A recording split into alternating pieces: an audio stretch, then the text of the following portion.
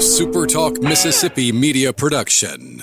DinnerBellCorinth.com has the best food in Corinth, Mississippi. Awarded Best Salad Bar, Best Steakhouse, Best Overall Restaurant, and Best Lunch and Dinner under $10. You can't beat it.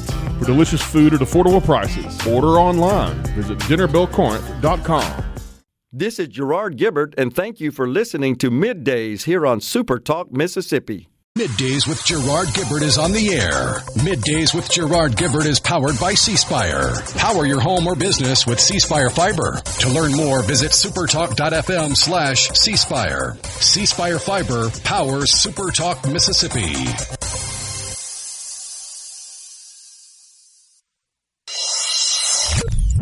Get ready to go beyond the headlines and join a meaningful conversation with people from around the state. You're listening to MidDays with Gerard Gibert here on SuperTalk Mississippi.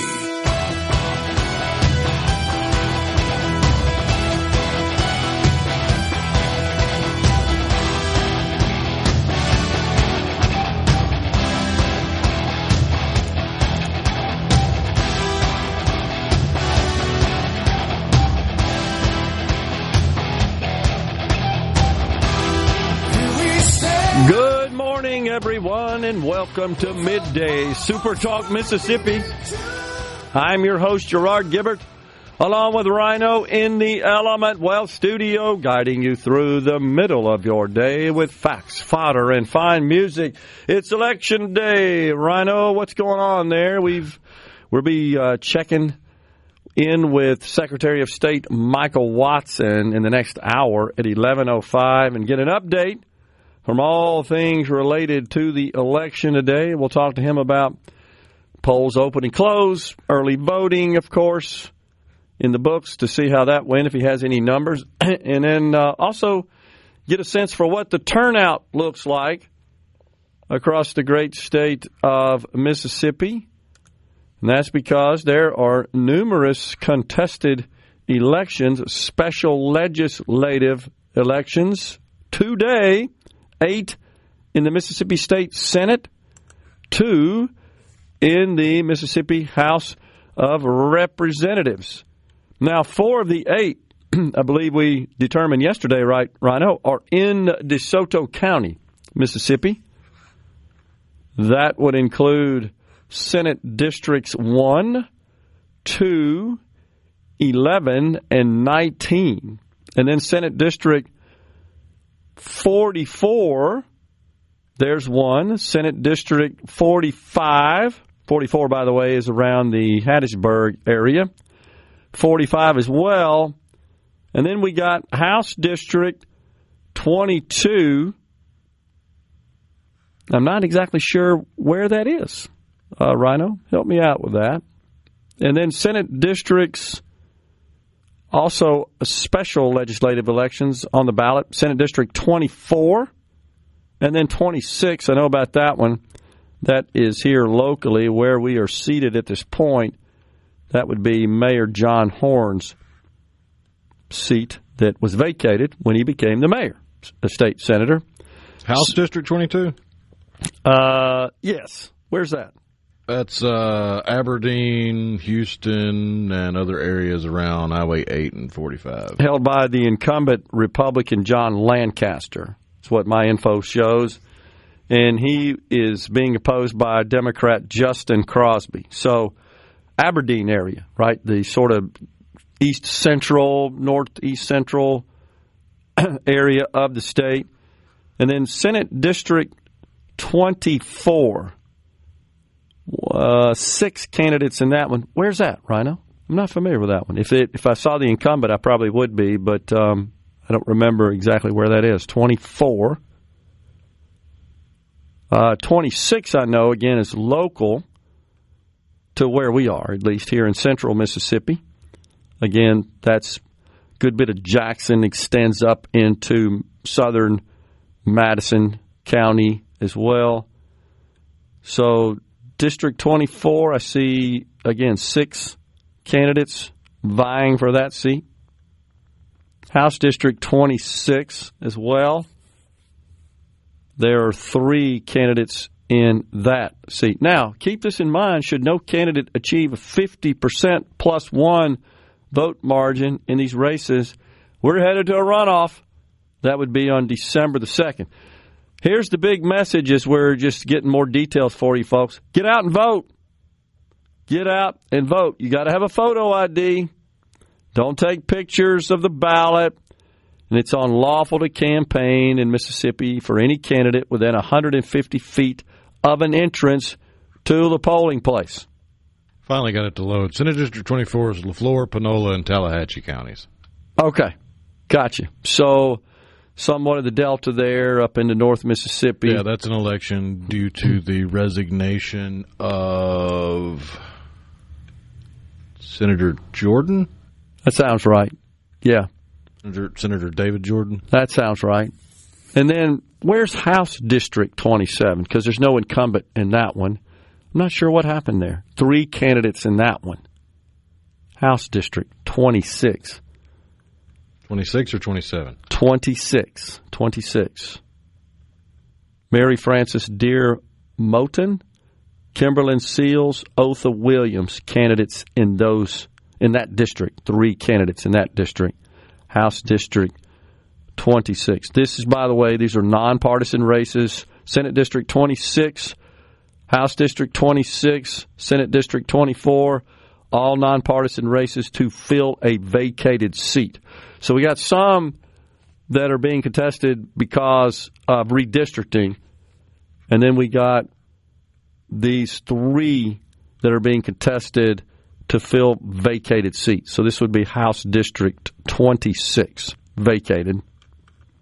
So let's look at what we got in the districts that are where elections are being held because of redistricting. Those, of course, did hold primaries.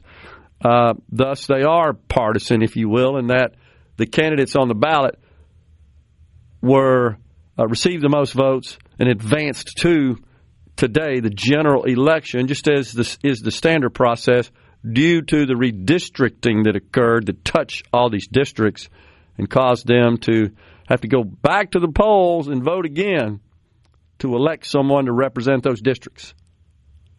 So Senate District 1, Chris Hanna, the Democrat. 26 is Clarksdale down. Doesn't include Tutwiler or Shelby, but yeah, it's in the Delta. Okay, so another vacated seat. I'm not sure who held that seat before, but that is one. Orlando Payton. That's right. Remember that announcement. So, again, 3 districts being contested to fill vacated seats. They're nonpartisan. No primaries were held.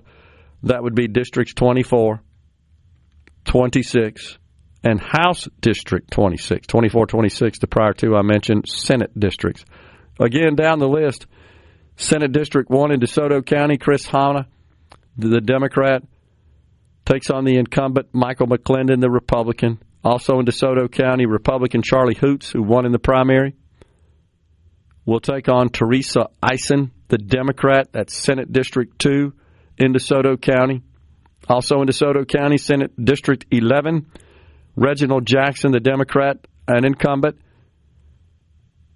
is receiving opposition from Kendall Pruitt, the Republican in that District 11. Senate District 19, Diane Black, the Democrat, is opposing Kevin Blackwell, the Republican incumbent, also in DeSoto County. And then Senate District 44 down towards Hattiesburg, the Pine Belt, it's Chris Johnson, the Republican on the ballot, who is being challenged by Shakita Taylor, the Democrat, Senate District 44.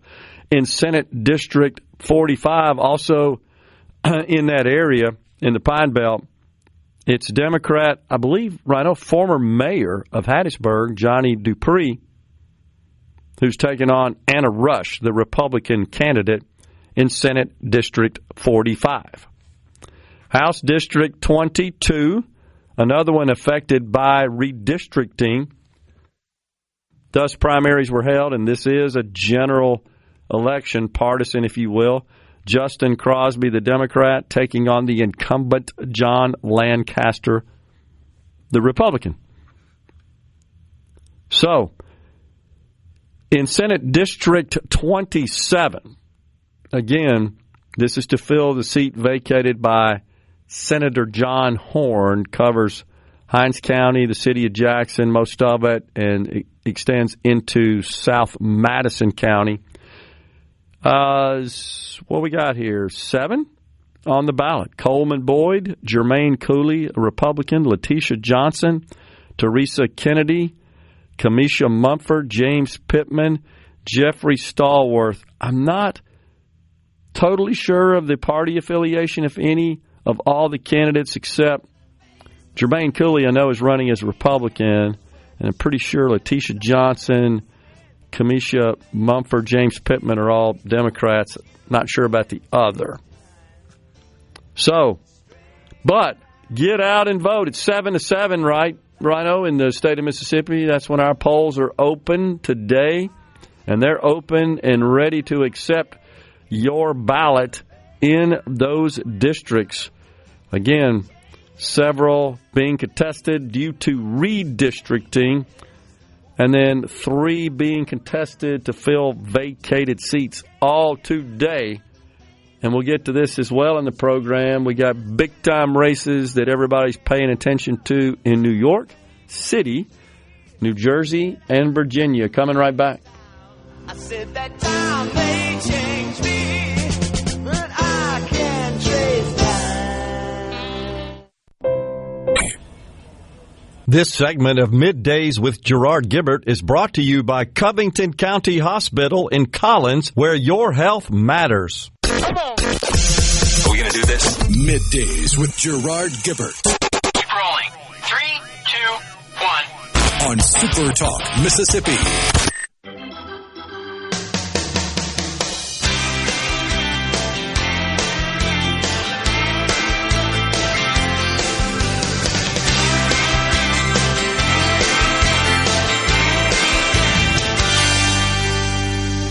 This town ain't big, this town ain't small. It's a little of both, they say.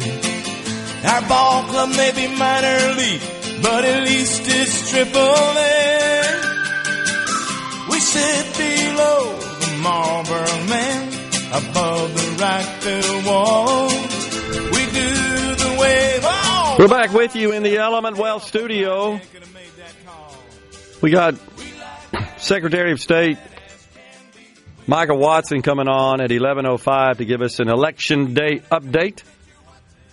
And then it's GOP Chairman, Mississippi GOP Chairman Mike Hurst. He'll be in the Element Wealth studio sharing his thoughts on today's elections, both with a focus on the state of Mississippi, as well as what's going on in, as we said before we went to break, New York City. Zoran Mondani, at this point, looks to be the favored candidate. However, the gap has been closing. And you saw Andrew Cuomo this morning says he sees a path to victory. We shall see. And then the big governor's races in the Garden State of New Jersey. You got Jack Ciattarelli there, the Republican candidate who the president, of course, has come out and endorsed. And that race is too close to call. And then, of course, you got the big race in Virginia as well. The lieutenant governor, Winsome Sears, going against Abigail Spanberger, the Democrat. Winsome Earl Sears, you know, as the lieutenant governor currently in the state of Virginia. I should say the Commonwealth of Virginia is how they are always very careful to refer to it. So I'll follow up on that. And then in New Jersey, you got that big one there, Jack Ciattarelli. He just looks like he's from New Jersey, doesn't he? Rhino, and has the name for a New Jersey Italian. And Not to be too stereotypical, but they have had bomb threats this morning. Oh, my gosh. At least 7 different polling places. In New Jersey? In New Jersey. Oh, man. I hate to hear that. I've seen some reporting that it was from emails originating outside the U.S. Jeez. I really hate to hear that. Mikey Sherrill, of course, holds just a slight edge. She used to serve in the U.S. House. And she's taken on, or I should say Jack Ciattarelli, who I believe has run 3 times for governor in that state, unsuccessfully. And he's at it again. It's very close. All eyes are on the Trump voters is what at least the left-wing media is saying to see what they're going to do. But we don't have time to play all the clips today, but you've probably noticed, I know you have, Rhino, you track all this stuff. She's actually flip-flopped a lot through the years and said things that don't align from one interview to another. Tends to shape her comments and her responses based on the interviewer and the audience. I know you're shocked that a politician would do that. She would be a disaster, in my view, for the Garden State of New Jersey. So you got 2 very intensely contested governor's races in those 2 states. I wouldn't exactly call either of them purple, but they have had, they typically are governed by Democrats. Certainly when you look at the other elected offices and when you look at their federal delegations. But right now, we've got a Republican governor. Glenn Youngkin came out of nowhere, won the governor's seat in the last election cycle in Virginia, mainly because it was like the epicenter for woke garbage in the schools in particular. And even Democrats said, yep, this is going too far. And they pushed the button, metaphorically, for Glenn Youngkin. It was parents, honestly. It was a lot of Democrats that said, these dudes in dresses playing in girls' sports is too far. And they go before the school boards to complain about it. The school boards, honestly, scold them a bit for even speaking up about it. You remember all that stuff. And didn't we have like an assault or a rape or something like that in one of the schools? You remember that occurred in Loudoun County, one of the schools. And as I recall, like the victim got in trouble and the perpetrator did not. Or they moved him to another school. That's what happened. You remember that? And then went and did the same dang thing at another school. Because they didn't see fit to protect the girls in their own bathrooms. It's crazy that this is going on in this country. Crazy. But the craziness is ultimately what won it for Glenn Youngkin, because he said, we ain't going to do that. They were leaning hard into critical race theory as well. The state of New Jersey, the state of Virginia got New Jersey governor's race on the mind. It came across the screen here. Leaning hard into it, and to the point where the schools in some situations in Virginia would literally condemn and scold and demean the young white students as being responsible, like in the 3rd grade, for slavery. And he had to issue an executive order day one, did Glenn Youngkin, that he does have some control in the state of Virginia, the governor's office does, in some situations with respect to public school policy. And he issued an executive order that says, you know what, you can't hold that any student bears responsibility for prior actions of anybody that happens to be a member of the same race. And that's what they were doing. You're a 3rd grader, and some adult teacher is telling you you're responsible for slavery. And they're probably saying, what the heck's slavery? They don't even know at that point. And really shouldn't even probably be exposed to that at that point of their life. There's time to learn about those things. Now, I know, Rhino, people are out there right now saying, Gerard wants to just suppress history. He doesn't want them to learn. No. It needs to be done at age-appropriate levels. That seems to be a concept that the left no longer adheres to. Between that and all the radical gender ideology, it's like when they're in the kindergarten, it's okay to drag the drag queens in and have all kinds of sexually inappropriate gesturing and content at kindergarten. Oh, but we're not grooming the kids here. The hell you're not.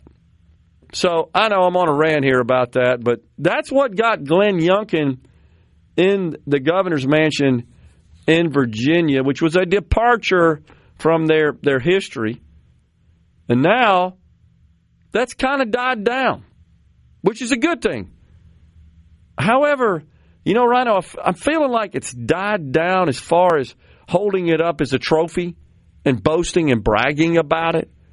But I still believe it's happening behind the scenes. It's being masked.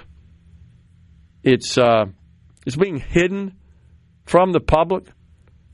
So we've got Winsome Earl Sears, who believes, as Youngkin does, about these kinds of policies, that's running for the governor's office in that seat, and she's being challenged by Abigail Spanberger, who honestly is not quite as far left as Mondami is, but pretty dang close.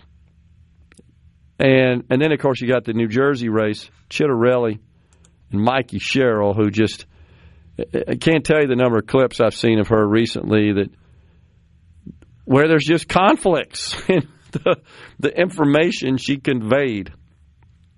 And that's a problem right off the bat for me as a candidate. In the meantime, the federal government turning our attention to what's going on up in Washington with the shutdown.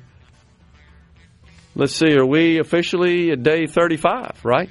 Believe so. So one more day and we will have set the record for the longest shutdown in history.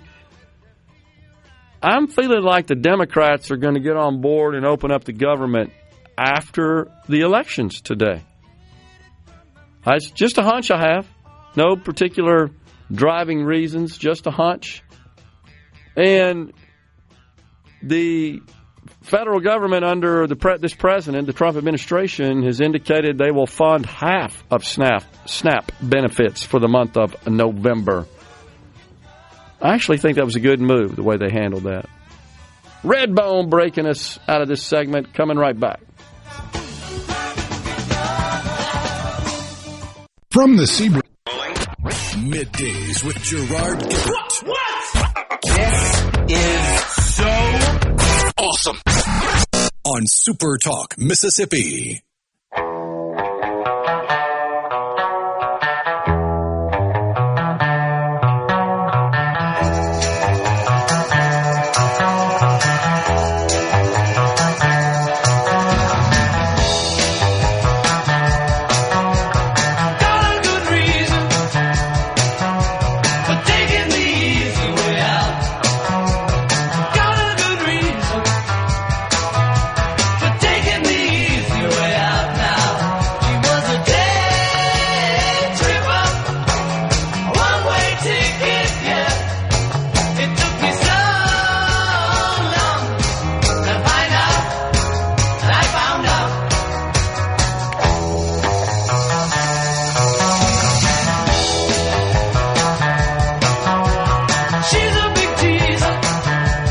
We're back with you in the Element Wealth studio. Thanks so much for being with us today. It's election day across the Magnolia State. Get out and vote. What we say, we have 8 Senate elections and 2 House elections, I believe, being contested today. So, I believe that's right. Yes. Yeah. So, get out and vote. And then some big-time elections going on in other parts of the country that is captivating the country, shall we say. Now, we did report to you before we went to break that the Trump administration advised that they would, in fact, fund half of food stamps. That from the Department of Agriculture. It was their announcement. And that's where food stamp funding occurs, the SNAP program, Supplemental Nutrition Assistance Program. Monies come from the USDA. Monies are appropriated to the USDA, and then the USDA distributes those funds out to the state level. That's how the food stamp program works. And they announced yesterday that recipients would receive only half as much is the way they were going to do it. So everybody was going to get something, but half as much as the standard monthly benefit. But here just a little while ago, Rhino sent me a truth from the President's Truth social media account. He says SNAP benefits, which increased by billions and billions of dollars, many-fold, in all caps, during crooked Joe Biden's disastrous term in office due to the fact that they were haphazardly handed out to anyone for the asking, as opposed to just those in need, which is the purpose of SNAP, will be given only when the radical left Democrats open up government, which they can easily do and not before. Thank you for your attention to this matter, President DJT. So, that's a bit of a pivot from last night's announcement. Now, I saw this across multiple news sources, so I believe it to be credible, talking about last night, that a decision had been made to fund the benefits at the rate of 50%. Interesting. So, I did do some research on SNAP benefits through the years, and certainly they have increased. Did you know, Rhino, if you probably looked at this as well, the year which had the largest number of recipients, 2013. 2013. I think 49 million, if I'm not mistaken. That was largely attributed to the Great Recession of 2008 and kind of the aftermath of that. I thought that was interesting. 2013, the biggest year. So I do think that, as Rhino likes to say, the not my problem people that administer this in many other government assistance programs don't conduct the proper level of due diligence to ensure that those who are approved for such benefits are completely eligible. That's being nice. Yeah, I know. There are reports that some will just straight up tell you, hey, if you and you say you're not living together, then both of you can get this. And that is one of the biggest scams of all, because it is based on household income. And that means literally what it says, what the name implies, that you're supposed to add up all the income earned in the house. So of those that live in the house. So, and the way you generally do that is through their tax returns. They file tax returns. They're all tied to the same address, supposed to be, and all of those are aggregated to determine, do you meet the income eligibility criteria, which for food stamps is 130% of the federal poverty level. That puts it at about $20,000 for an individual. That's 130% of the federal poverty level. And then it kind of scales up from that, though it's not a multiple. So, in other words, if it's $20,000 for one, it's not $40,000 for two. In fact, I think, Rhino, as I recall, it's like $29,000, $30,000 or something like that is the FPL for two. So it's not, as you would think, where you just multiply a single FPL number by the number we're talking about in the household. The assumption by these tables, in these tables that delineate income, federal poverty level income based on the number in the household, takes into consideration that you're likely sharing expenses when you're living together. Thus, it's not take $20,000 and multiply it by two to get $40,000. that's the federal poverty level for 2. That's not the case. I think the poverty level for 2, 100%. What is it, Rhino? It's actually... Federal poverty level for 1 is 15.6. For 2 is 21.1. Okay, so that's 100% of the federal poverty level. So 130, which is what is required to qualify for SNAP, is about 20,000, just doing the math quickly there. So what'd you say it is for one per? Yeah, 130% for 1, it's 20,300. For 2, it's 27.4. For 3, it's 34.6. Okay. For 4, it's 41.7. You see where I'm going there. So I think I thought it was 29. You said 27 and change. But the bottom line is, all this is supposed to be checked out by the administrators that sign off on these benefits.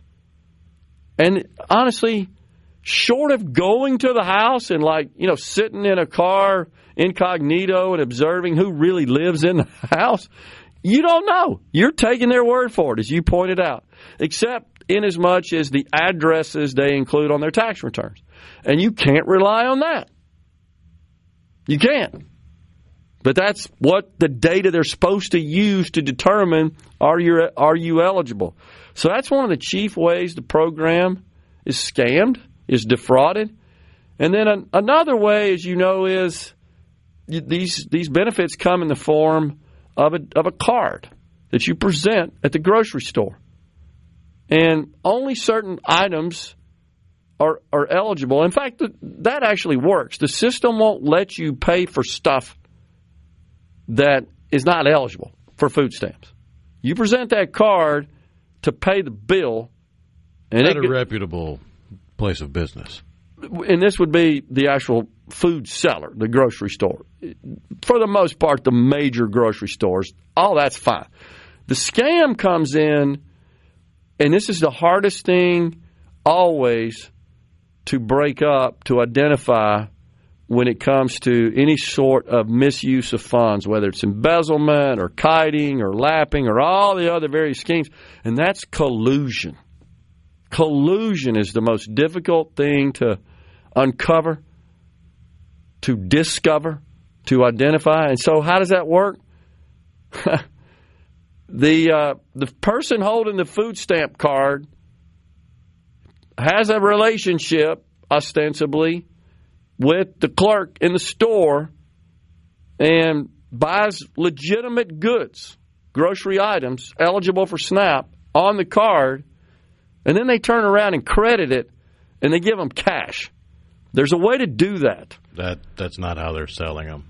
No, but they're just handing the card to somebody else. Somebody else is handing them cash money, and that's how they're sold most of the time. That's the other scam, and it's for less than the card. So you get $100 on your food stamp card. Hey, I'll sell it to you for $50. You give me $50 of cash, you get the $100 food stamp card because it didn't cost them anything. So what they get is $50 of cash. That's probably the most common scam of all right there. That's how they convert it to cash. But there are cases that I've read about where they commit the little scheme I just talked to you about. But that still involves collusion. Most of the time when the clerk is involved, they're manually ringing something up as a grocery item that's not a grocery item. Well, I don't know how they do that because all the barcodes are being scanned, and that's all in their database, and so and it's flagged as yes or no eligible. Most often at gas stations. That I can see. I can see that. But most of those places now, fortunately, have implemented systems. But the selling the cards for cash at a discounted rate, probably the biggest of all. Way that it is scammed and it is defrauded. Less or so, I agree, the scenario I described where the clerk and the person. So what happens in that case, by the way, when they do the credit? The clerk and the EBT card holder split the cash somehow to make that happen. These are just things that are hard to police. I could come up with some ways, maybe some two-factor authentication perhaps, but that would be difficult because every time someone's approved for food stamps, you'd have to capture some other piece of information to do the two-factor authentication. Coming right back. If you're feeling it, Attention, adoring fans! it's time for Middays with Gerard Gibert on SuperTalk, Mississippi.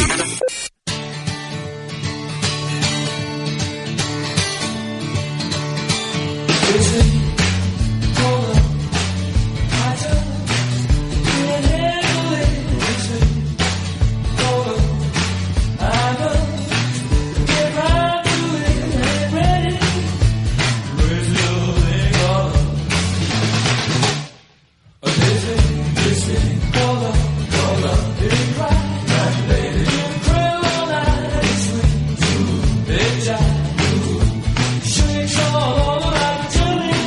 we're back with you in the Element Well studio. So here's why benefits expanded during the Biden administration. And really, these are just the lingering effects that we're dealing with from his policies of open the borders wide. Don't prevent anyone from coming in. And by the way, make available to them all the benefits that this country has to offer. So, to clarify, benefits being made available to illegal immigrants has always been against the law. That's not the issue. The issue is legal immigrants that are granted legal status by the Biden administration very haphazardly, as the president says, and I guess you could say at a high rate of speed, and without any vetting, without any review, just, oh, you're here illegally and you're seeking asylum? Oh, here's asylee status, now you're legal. Literally, that's how it works. Or a refugee, or a parolee. And so they were very quick to grant this legal status, knowing that that would enable them to apply for and be approved for a series of benefits, such as Medicaid and SNAP. That's the two biggest, honestly, by far. And in terms of dollars, housing assistance is another. There's some energy assistance. Those programs have never been available to illegals, and nothing in the One Big Beautiful Bill Act made any changes to that. And what it did do, however, is it classified certain legal immigrants, certain legal immigrants as no longer eligible for benefits. So here's the deal. If you're going to let, however the heck many Biden let over the border, and it's anybody's guess, right? But I think reasonably we could say 10 to 15 million in that 4-year period of time. And if you're going to be quick, too, without a great deal of thought, analysis, and review to grant them legal status, boom, they go apply for all the benefits. So it's illegals that were made legal by the Biden administration according to our laws that caused the problem. That's what sucked up all of our resources and also spiked the food stamp program and to some extent the Medicaid program. So what the Republican bill that was just enacted in June did is it said, you know what? These various categories of legal immigrants are no longer eligible for these programs, except, and this is a mystery to me, Rhino, you and I have looked at this, I don't know what the rationale is for it, except those that come from Haiti and Cuba. I mean, it's explicit in the bill, Haiti and Cuba. I don't know what's up with that, but they're still eligible. They're legal based on their status. They're refugee, parolee, asylee, but because they're from Haiti or Cuba, they're still eligible for those benefits. All the other refugees, parolees, and asylees, which are legal immigration statuses, are no longer eligible. That's what the bill did. And that did make the Democrats mad. So when you hear the Speaker of the House saying this is all about the Democrats wanting to keep the illegals on the rolls of Medicaid and SNAP, he's right in that, yeah, they started out as illegal, but they were easily obtained without a lot of scrutiny, legal immigration set. And that's why they came. Hey, if you come in, you're illegal, but you can get this legal status real quick. And that's what flooded our country. And now we have all these people that are here technically as legal immigrants. and they go sign up for these benefits, and law says, yeah, you got to give it to them until what's it now called? The Families Tax Act, the Hardworking Families Tax Act. I think that was the new name for the One Big Beautiful Bill Act. It did, in fact, change law that said, yeah, these classes of legal immigrants are no longer eligible for those benefits. The fact is, we shouldn't have made them legal. That's the whole problem. They really weren't legitimately asylees. You can't convince me of that. That many of them were legitimately entitled to asylum or were refugees or parolees. I'm not buying it. Not that many. But that's what happens when you open the borders up. So now we're stuck with this problem. And the only way to fix it is to remove them from the country. Fox News, SuperTalk News, and Secretary of State Michael Watson.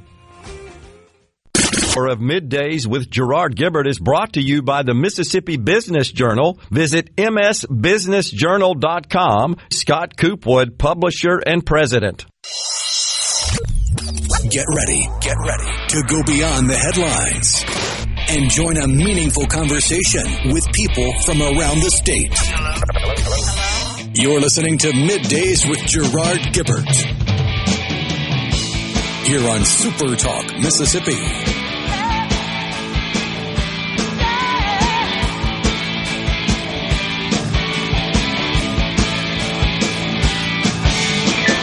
Welcome back, everyone. It's hour 2 of Middays. We are live in the Element Wealth studio, rocking and rolling on this election day. We're pleased to welcome now the man who has overall responsibility for today's elections in the Magnolia State. That would be Secretary of State Michael Watson. Mr. Secretary, always good to see you, sir. Thanks for joining us. What's going on with these special elections going on today? Yeah, so just a quick update, Gerard, and thank you for always having us on to remind Mississippians about the importance of elections. We've got 36 counties today that have elections in them, and I encourage folks, as I posted this morning on social media, our My Election Day tool on our website is very helpful if you're not sure that you have an election in your area. Go in and put your address in, and it'll pop up and tell you. Matter of fact, I did mine this morning just to double check that I didn't miss anything, and some neighbors had asked, and so I wanted to make sure that we had the right information. So I went on myself, My Election Day, and the tool was very helpful, very quick, and was able to tell them, no, you are all good to go today. So we've got a few things going on around the state, a couple of issues that we've kind of seen in Hinds County and in Tallahatchie. As you all know, redistricting pushed several of these races to this year with our districts. And so a couple of those issues, smaller issues that when you redistrict, obviously you have to redo your maps in Sims, and that is the local level. Our circuit clerks do those. So we had a couple of streets, small issues here and there, but we've gotten those hopefully rectified, and the folks in those areas that will be voting will have that information when they come to their precinct. So everything so far has been pretty smooth, great weather day, and really excited about people getting out to vote. Well, let me add a little plug for the My Election Day tool, because I'm looking at mine right now. I got curious, and I tell you why I got curious to start with. First, you know, I'm one of those that has 2 different precincts depending on if it's local elections or other elections. And so my wife texted me this morning, where do I go to vote today? And so just to make sure, I thought I knew the right location, but I went to the tool and pulled it up and sent it to her and said, here's where you go. And then I looked at my sample ballot, which is something else you can do with the tool. And I was curious because when we have these special elections, when a seat is vacated, as you know, they are nonpartisan. So we don't have primaries. We just have what's called a jungle primary, I guess, in some states, when everybody's in the same race. Right, so they didn't have to advance through a primary and narrow that down to one representing the major parties and then any independents. So I was curious as to whether or not a party affiliation is listed on the ballot in these nonpartisan special elections. Doesn't appear that to be the case, right? Is that our law? Well, so it's a little bit confusing today because you've got some Senate and House elections that did have primaries based on the redistricting, as opposed to like Senator Horn, who stepped out to be the mayor of Jackson once he vacated his seat. That one does become, in a sense, the jungle primary. As you will see later on today, if you go vote in Jackson, there's a list of names there, and that will go to a runoff for sure. They did not have the primary process like the other races did. So you're right there. And again, a big plug for my election day, and I appreciate you saying that. Kyle Kirkpatrick and Liz and the team did a phenomenal job of getting all the information out there that folks would need, including that sample ballot, which you can go look and see exactly what you're going to see when you go to your precinct. And, oh, by the way, your precinct would also be noted there as well. So I just encourage folks, again, making sure that you're educated on the election process, something we've been doing with our Elections 101 tool that we kind of give people information on from A to Z. How do elections work? Where do I need to go on election day? This is the place that you want to go to make sure that you're prepared for this election. Yeah, and also I'll tell you that we of course, do our best, as does your office, to promote this tool because it is very useful. But I got friends in Madison County. We got kind of a complicated situation in that Senator Horn's district, which covers mainly Jackson-Hinds County, extends into the county. So literally, Mr. Secretary, my house on my street, my cul-de-sac, those 3 houses are in his district. Yep. And the house across my driveway is in Senator Walter Michelle's district. And so we've got some other like a justice court race as well that affects part of Madison. That's also on the ballot. And I got friends saying, hey, help me figure out who to vote for here. And I have to say, well, what's your address so I can put it into my election day tool so I can see your ballot, Yeah. And since we're talking about that and some folks that may be confused in Madison County, I'll go ahead and tell you. Yeah. The China Grove AME Church, Mark Apartments, Holmes Community College Workforce Building, Tougaloo, Twin Lakes Baptist Church, and Colonial Heights Baptist Church all are in the Senate District 26. Okay. So since you're having those questions, I'll help your neighbors right Appreciate there. that. Yeah. All of those. Yeah. So, and of course, I always encourage them, hey, look, here's the link in the future if you want to see who's on your ballot, and where to vote. And in particular, when you have a situation like this where it doesn't affect everybody. So we don't all have a race to vote on. And that is so like my neighbor just to my north, for example, the Justice Court district doesn't extend into them and they don't have the special Senate election. So they don't have to vote today, right? They don't have an election going on. And that's unusual, but that, as you point out, 2 things. One, special elections for vacated seats. And then, of course, the redistricting, and that doesn't happen very often, right? Every 10 years at most, I guess. So, but here we are. We're dealing with that. Justice Court, you got some school board elections out there. You got some supervisors elections That's right. out there. So that's right. Different types of elections that impact different counties. And, again, having that tool where it's so easy and it goes right to your address and tells you where to go vote and if you have to vote today, very helpful. Good stuff. Yeah. So you guys do a lot of work behind the scenes with the circuit clerks, right? Getting elections all teed up, ready to go, staged, make sure they've got all the tools and systems and resources they need to conduct a fair, smooth elections. That's what we want every time. Has that been going well for this cycle? So far, yes, sir. And again, we had a couple issues there with the redistricting piece. And I think that's one of the most important things just to remind Mississippians. Mississippi's a bottom-up state. And so our circuit clerks and our commissioners do the really heavy lifting. So that's why it's so important, not only to know, hey, who is the Secretary of State? Let me call their office if I have an issue. By the way, let me give you that number while we're on here. Yeah. Our hotline is 1-800-829-6786. So if you see anything that's kind of out of whack there at your precinct, please let us know about it. We want to make sure that we're investigating it if there are any issues. Again, election integrity is one of our hallmarks. With that said, we've got our commissioners and our clerks.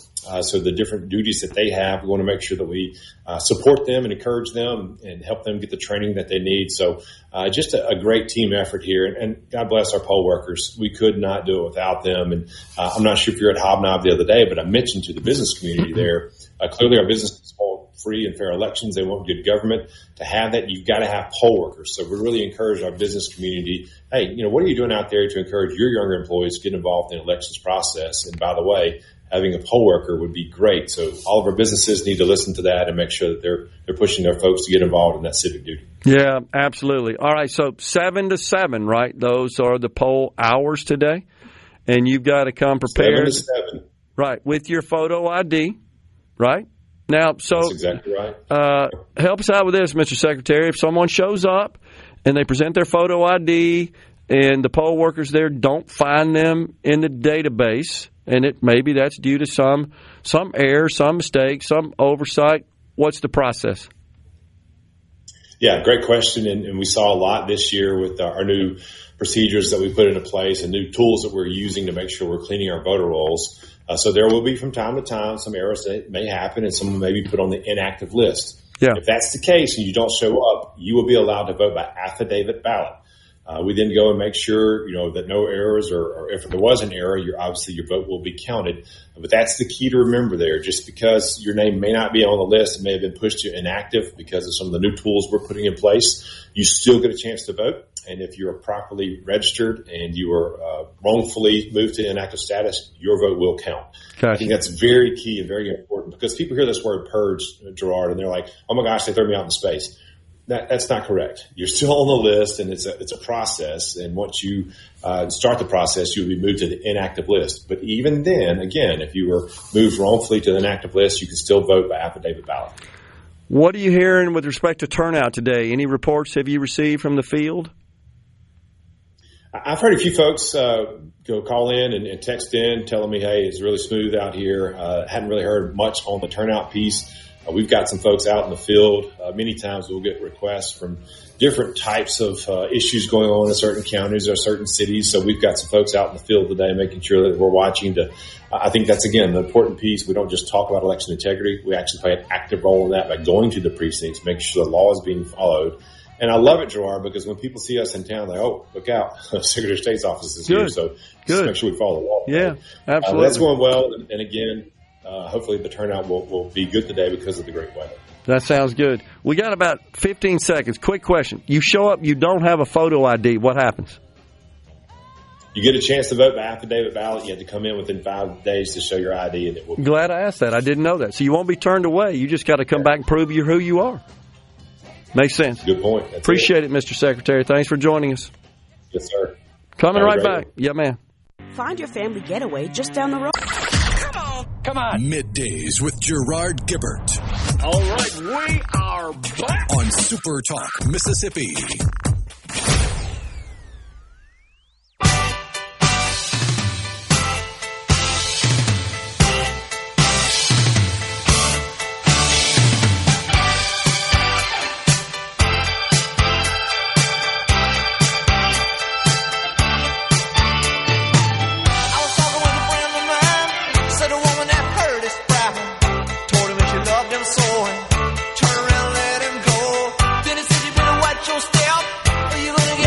Welcome back, everyone. It's Middays. Okay, it's Election Day. That's what we've been talking about across the state of Mississippi. Not everywhere, but what did Secretary Watson say? 26 counties, I think, are affected, have some form of a ballot to go vote on. So get out and vote. No excuse today. Beautiful fall weather. And everything's teed up, ready to go for you. So get by the polling place if you haven't already voted and cast your ballot. It is important. So we just got a notification on the break there that looks like Chuck Schumer has once again voted in opposition of the continuing resolution that would open up the federal government. So that's attempt number 14, as we are in the record books tied for the longest shutdown in federal government history. I dare say, Rhino, there won't be another vote today. And I think we are going to set the record. Ding, ding, ding, ding, ding. New record for government shutdown will, I guess, be official as the clock rolls past midnight this evening.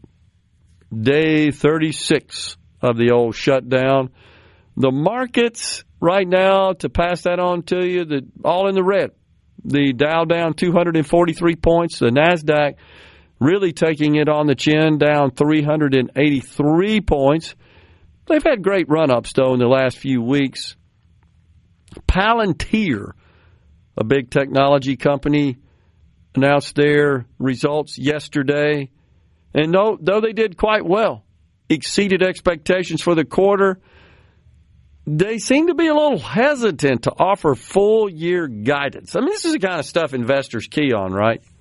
Wasn't negative guidance for 26, but they stopped short of, hey, we're comfortable, this is what's going to happen with our business for the entirety of 26. And the market sold off. Some of the big Wall Street banks, by the way, a couple of them over the last 24 hours have warned of a, Goldman Sachs and Morgan Stanley specifically, have warned of a 10% correction risk. So anytime you got the big bankers making those kind of analytical predictions, you know what happens. The algorithms kick in, and thus there's a sell-off underway. Rhino, what about the funny money? It's down to just north of 100,000. Right, down 5,000 today, I think, huh? So here's the thing. You got bulls.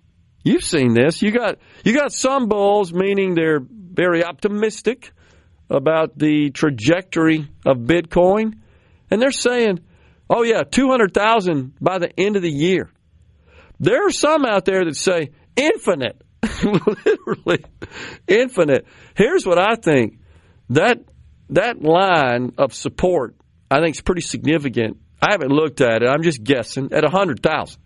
So you got to believe that we fall below that, boom, you're going to see a lot of money go in there, and it'll pop it up again. Where it goes, I don't know. But it has been selling off pretty consistently for the last, 3 weeks? So once we hit that, 127 mark, I think, is the high water mark, as I recall. We were pretty ecstatic about that not so long ago, but we've pulled back to 100 today. Just steady decreases every day. So a lot of stuff going on with the markets. And then, of course, Chuck Schumer keeping the government shut down, not seeing fit to pull his Democrats in the Senate over the line to support the continuing resolution. I just feel like that after today's election, we'll see where it goes. And you know what? You think the Democrats got problems now? Wait till after Zoran Mondani is elected. I believe that's going to fracture their party significantly because there are a lot of people that are Democrats, elected, and voters who just disagree with Mondani. He is I think a wedge in the party. I really do, because he's way, way, way out there. Too left for many. Not enough for some, believe it or not. And they're going to have to manage through this because, the Republicans are going to hang it over their heads, and they should. In every election, you guys supported and voted for and elected a self-avowed Democrat socialist, and honestly, I would argue that that's a kind, rather light description of Mr. Mondani based on his policy positions and prior statements through the years about his vision for New York, for government in general. I think it's beyond just basic socialism. I think it's out there into the realm of communism and even Marxism. And, of course, you see a lot of people right on the left say, well, the Republicans that decry that don't even know the difference between them. And it's like, well, I'm not sure that's totally important. Like, what are you saying? You're okay with this aspect but not this aspect? Well, that's still bad as far as I'm concerned. And bear in mind, these are the same people that think anybody to the right of them is a fascist or a Nazi. That's true. That's true. And that, of course, those two terms, those two descriptors are being used way too casually and tossed around. I think too much and quickly ascribed to anyone on the right that doesn't think you just ought to confiscate all the billionaires' wealth. Well, you're a Nazi, right? You're a fascist. Oh, my gosh. They continue to beat that drum, though, for sure. It's just really incredible. But it's really hard to believe that that's what we're dealing with up there in New York, that they're about to install someone into Gracie Mansion there where the mayor lives and who has these views. Now, I don't think he's told everybody that I really can't do all this stuff that I'm proposing to do. But the people on the left that think that most of us on the right don't understand the distinction are just clueless as well. Don't really know what they're talking about. Well, they vote Democrat. They have to be clueless at some part of their life to even think voting Democrat is a good idea. You got to be half brain dead to vote Democrat in the year of our Lord 2025. I would agree with that. As far crazy to the left as that that party has gone. Oh man! So look, it's real easy. If you just want to contrast socialism and communism, the real key distinction is that in a system of communism, for the most part, there's no private property. Communism, community, communal. The idea is that all the property is owned by the community. And we all do. AKA the government. Right, exactly. So, and therefore, production is controlled not by a central planning government, which is the case in socialism, but the actual production is performed by private companies. They're just telling you how much you can make, who you're going to hire, what you're going to pay them, what you're going to charge for what you make. Whereas in communism, it's like, oh, no, you work for us. We control the whole kit and caboodle here. And by the way, anything that comes out of it, we get to keep. Now, China has sort of contorted that a little bit in that there are some private citizens that do have some degree of private wealth, but not without permission from the communist government. You're laughing. I know it's tongue-in-cheek, but it is true. Right? There are some people. Is it Jack Wu? Right? He's one of them that's multi-billionaire and Alibaba. But make no mistake, you're beholden to Xi Jinping and CCP. He also said something that was loosely connected to acknowledging the existence of Taiwan as a sovereign nation. And he disappeared for a month and a half. And the next time he was seen, he wasn't being chauffeured in a luxurious limousine. He was on a bicycle. Oh, you mean because he exercised his free speech? Can't do that, right? If you speak freely in a way that condemns... It wasn't even that. It was basically the Chinese equivalent of getting canceled because it could be misconstrued as acknowledging Taiwan's sovereignty. Yeah. Unbelievable. Okay, we're going to take a break right here. We got half an hour remaining in hour 2 of Middays. We're going to kick off hour 3 with Mike Hurst. He's chairman of the Mississippi GOP. Stay with us.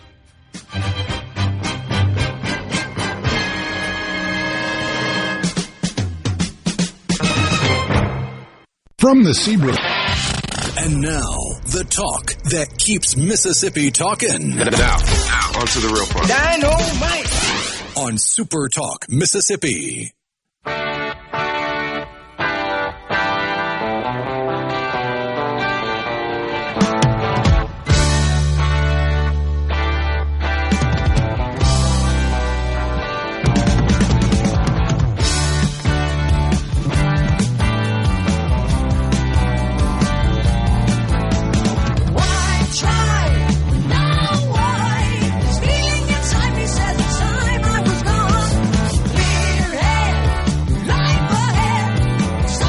We're back with you in the Element Wealth studio on the C Spire text line. I live in District 24, and it's gerrymandered to hell and back. Yeah, it seems like we see a lot of that. And House District 26 on the C Spire text line was Orlando Payton, as you pointed out as well. This is from someone on our text line. Yeah, that's right. he was elected as the mayor of Clarksdale. Forgot about that. So that vacated the seat. That would be a special election. Going to be a couple of special elections for sheriffs pretty soon up here. That on the 6-6 too.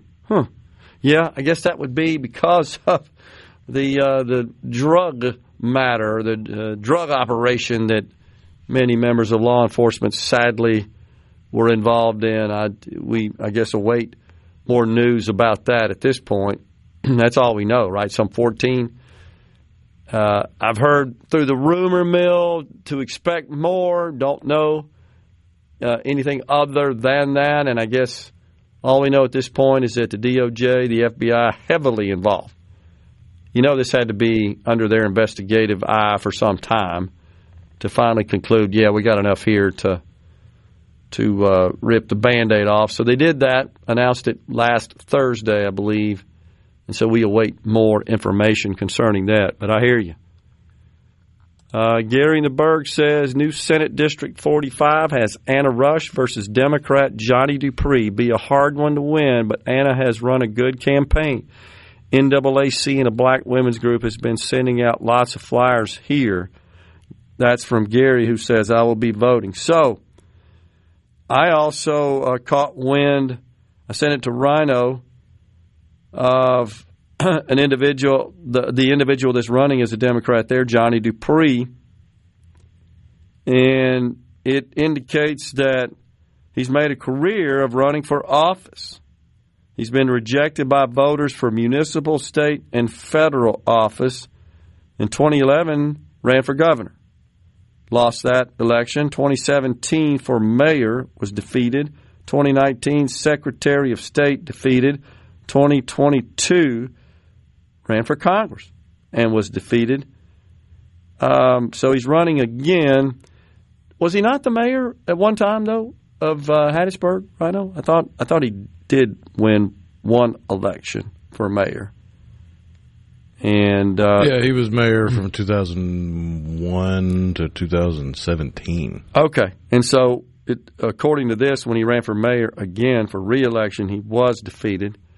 Is that when Toby Barker took over in that cycle? I don't remember. Current, okay, who served, of course, in the legislature. We've interviewed him many times. And then there's Justin Crosby, who is running against John Lancaster. That's House District 22. Lancaster, the incumbent in that particular race. And just looking here at this flyer about that race, this would be a PAC that is pro John Lancaster. And they say that they talk about Crosby here, that he represents only half the people, that has earned his agenda, has earned him endorsements from some of the counties of the country's most liberal groups. That includes Jane Fonda, included in this particular mailer, and Benny Thompson, and that he wants to strengthen gun laws. He's pro-abortion, endorsed by SisterDistrict.com, or that reported by Sister District, and climate change, Jane Fonda's JanePack.com. Is she still relevant? My gosh, she's still around doing this sort of crazy stuff? I mean, yeah, she's still around, and she's still a loopy liberal. Okay. But I don't know how relevant she is. Yeah, well, she endorsed this particular candidate as well. So, and that would be the challenger, Justin Crosby, who's taking on John Lancaster, the Republican. So, let's get out and vote. Just wanted to pass that on. And, of course, I have to think about it, Rhino, but I believe that if Republicans were to lose these seats they currently hold, that could change the balance in the state Senate such that Republicans would no longer have a supermajority, if I'm not mistaken. Yeah, the supermajority margin's 2. Okay. All right. So that's in danger based on these races, but we are certainly optimistic that the Republicans will prevail. I got to pass this on to you. It's just another example of the woke rot that has infiltrated our company. So, our country, pardon me. I was reading company on the screen here. My apologies for that. Our country. Thank you for correcting me of that. I know you have to watch out for me. And I do have a habit of sometimes reading while I'm talking, and sometimes what I'm reading comes out of my mouth inadvertently. So I apologize for that. So it turns out what I'm referring to from a company perspective is an insurance company. So I guess I wasn't aware, I know you probably were because this is kind of your field, that women actually have some degree of testosterone in their body, right? And men have some levels of estrogen. You're right. I knew that. But in fact, if you have a deficiency of either, you can experience some pretty severe health outcomes. And that's exactly what this is about. So you got to love this. The insurance company, there's a lady who has a low level of testosterone. That can be a medical problem. You need to treat it. And there are, I believe, shots, if I'm not mistaken, available for them, the way I understood the story, to address that condition. And her insurance company denied coverage, okay? But you know who they would approve it for? Already know the answer. Of course. For one who is experiencing gender dysphobia, right? Dysphoria, pardon me. Dysphoric, gender dysphoric is what this actually says, but it's dysphoria. If they are gender dysphoric. Okay, gotcha. So that would be a different form of the same word, right? So, okay. So if they're undergoing female-to-male gender reassignment surgery or for breast cancer as well in females, that can be a treatment. They'll approve that for essentially a dude in a dress, right? Or in this case, it would be a female looking to transition to a male that's seeking testosterone shots to like amp up. So they can have the facial hair, right, and the voice gets raspy, it never really gets deep, and all that stuff. Their male characteristics, the testosterone drives that, promotes that. Well, they'll pay for that, but they won't for a female that simply has a testosterone deficiency that needs a treatment. That's freaking upside down right there. So you talk about all the time how the insurance companies have included provisions, coverage in their policies that you will never use. This is such an example, is it not, right here? So everybody in the pool of insured is paying for this biological female to get insurance reimbursed testosterone shots because they're attempting to transition to a male. But I just want to make sure everybody understands, but a female who has a legitimate illness of testosterone deficiency was denied coverage to address that medical condition.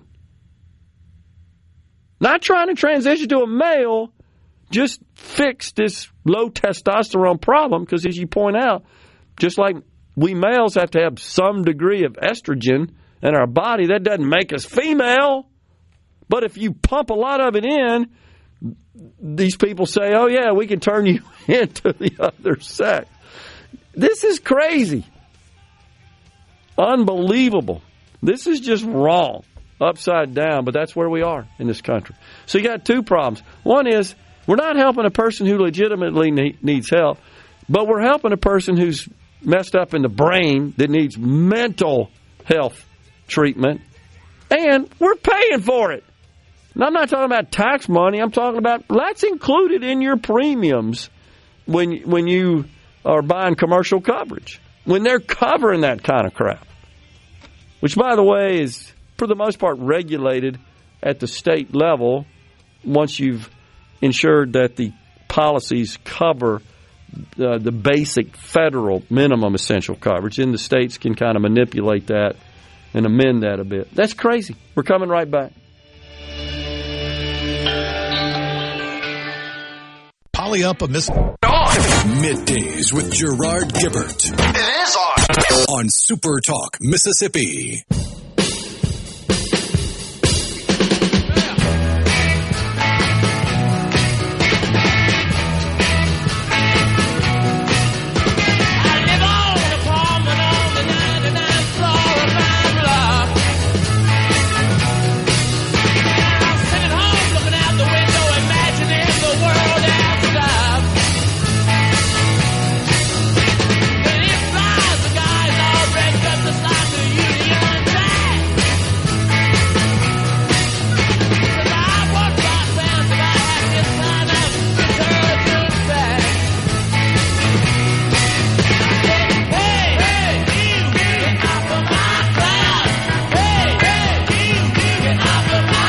We're back with you in the Element Wealth studio. Appreciate you joining us. We got a little Stones going on there. Get off of my cloud. Mick Jagger, appreciate that. Let's see on the C Spire text line, how many Republican seats will be lost in California after this Prop 50 passes? It does look like that's likely to pass. I don't exactly know, but I think that and Texas are going to counter each other for the most part. So I don't know that it'll have too much of an effect at the end of the day with respect to the number of seats that I guess are added or lost. Don't know that it'll be a whole lot. That's Mike and Gulfport. But I do think that it's something we're going to be paying attention to. Mo says you have to go through socialism to get to communism. Well, I guess sometimes, Mo, you could just jump straight to communism. But that's generally considered the precursor, right, to communism. We're going to start by just controlling industry and the means of production. That's the primary tenet of socialism, and a whole lot more provided by the government as opposed to the private sector is another key aspect. But in communism, you add that feature of, well, nobody owns any property.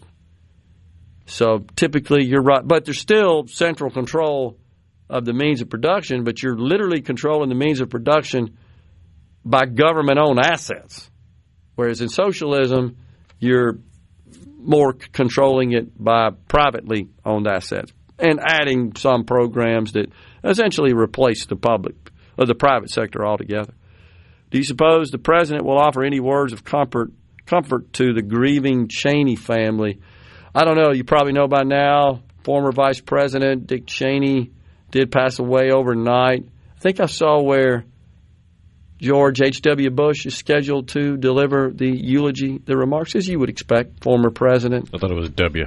It's W. Yeah, not H.W. W. Pardon me. Yes.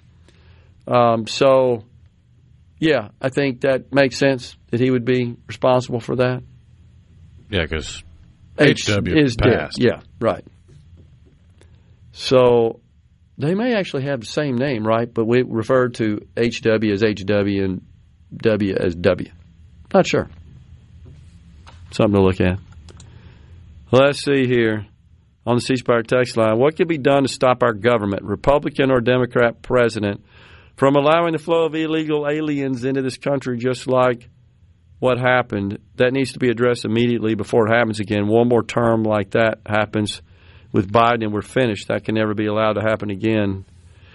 Yeah, I mean, we have laws. The president pointed that out on the campaign trail. We have laws. I mean, it's illegal to enter this country the way the 10 to 15 million, we don't know the exact number. I'm just guessing. It's 10 at a minimum over that 4-year period, I would say. I think I'm safe with that figure. But as the president said, we just didn't enforce them. The prior president looked the other way. Just refused to enforce the law. And as I pointed out, was quick to, without a lot of scrutiny and review and assessment, to grant legal status to so many who immediately then went and signed up for benefits. They're legal, and they legally obtained benefits, but there may have been a day between them being illegal and legal, and boom, they're in the benefit eligibility category. But I don't know that we need any more laws, though, Rhino, in this case. I think we just have to have a precedent. Now, what I can say is it feels like the Republicans maybe could have mounted a lawsuit or taken more action, perhaps, to stop Biden's recklessness with respect to the border. But I'm not sure. So much of that through executive order, which that's a problem unto itself. But I agree. We need to do something to never allow that to happen again. Last report I saw is that between those who have been removed by law enforcement in this country, immigration enforcement officials, and those who have left on their own accord, it's about 500,000, which isn't a lot considering how many flowed across the border during the Biden administration. And so we're left with the remnants of that. I saw the other day, Rhino, some hospital folks in Colorado talking about how illegals had just flooded their ERs. That's where they're getting all their health care because our law says if they show up in the ER, you got to treat them. It doesn't matter what their immigration status is. You can't check it. You are compelled by law. And so that's a problem in that actually is getting in the way of American citizens getting the treatment they need, perhaps in the most emergent. Just one example of them being in the way of Americans. Completely agree. Our schools, our hospitals, housing, our jobs, our houses. Coming right back with Chairman Mike Hurst.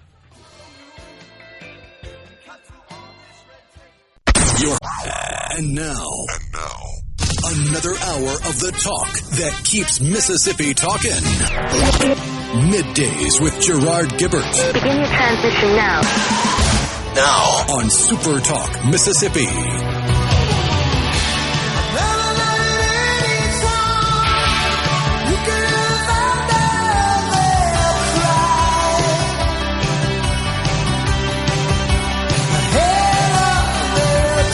Welcome back, everyone. It's Middays. It's hour 3 of the program. We are live in the Element Wealth studio. Don't forget, tomorrow, Middays with Gerard will be in Columbus at the Columbus Convention and Visitors Bureau in downtown Columbus. We'll talk about upcoming events, including the Christmas Open House and Wassailfest. We look forward to seeing you there.